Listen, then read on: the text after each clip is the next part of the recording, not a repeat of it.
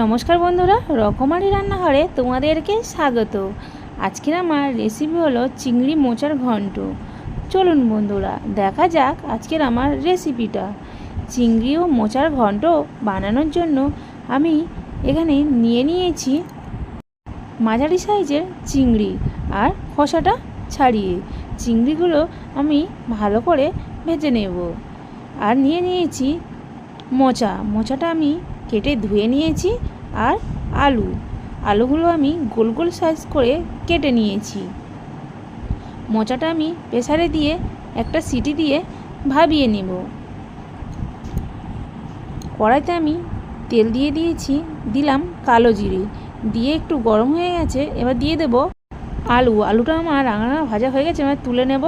একই কড়াইতে দিয়ে দিলাম আবারই তেল দিয়ে দিলাম কাঁচা লঙ্কা চেরা আর দিয়ে দিলাম পেঁয়াজ দিয়ে একটু ভাজা করা হয়ে গেছে।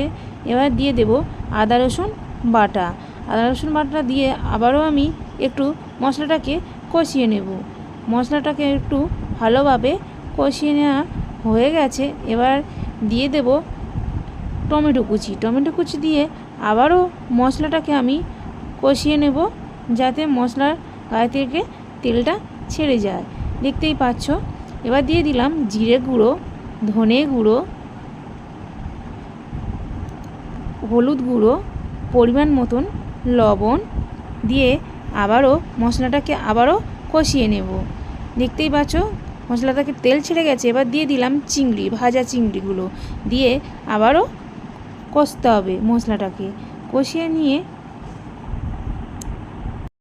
এবার দিয়ে দেব সিদ্ধ করে রাখা মোচাটি দিয়ে দেব। দিয়ে আবারও ভালোভাবে মশলার সাথে মোচাটি মেশাতে হবে।